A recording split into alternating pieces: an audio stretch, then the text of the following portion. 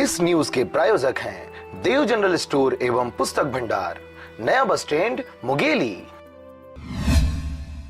लोरमी में संचालित शासकीय महंत जगन्नाथ हायर सेकेंडरी स्कूल की भवन जर्जर हो चुकी है, जिसके लिए स्कूल प्रबंधन और लोरमी नगर पंचायत के एल्डरमैन शैलेंद्र जायसवाल के द्वारा क्षेत्रीय विधायक से जीर्णोद्धार की मांग लंबे समय से की जा रही थी। इस मांग को गंभीरता से लेते हुए राज्य शासन द्वारा स्कूल भवन की मरम्मत के लिए 10 लाख रुपए की स्वीकृति दे दी है। शासन से मिली स्वीकृति के बाद क्षेत्रीय विधायक तोखन साहू ने स्कूल भवन निर्माण कार्य का भूमि पूजन किया। साथ ही नव प्रवेशी छात्रों के साथ शाला प्रवेश उत्सव भी मनाया। शाला प्रवेश उत्सव के दौरान क्षेत्रीय विधायक तोखन साहू ने नव प्रवेशी छात्रों को पुस्तक वितरण करते उनके उज्जवल भविष्य के लिए शुभकामनाएं दी।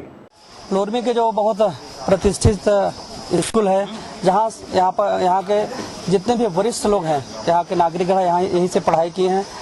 इस स्कूल के जीर्णोद्धार के लिए 10 लाख रुपए स्वीकृत हुआ है। 2 कमरों का छप्पर आंधी तूफान में उड़ गया था, उसके लिए 10 लाख रुपए स्वीकृत हुआ है। टेंडर भी हो गया है।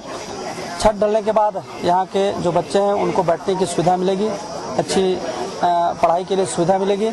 इसके लिए मैं संस्था को और स्कूल को के छात्र छात्राओं को बधाई देना चाहता हूं।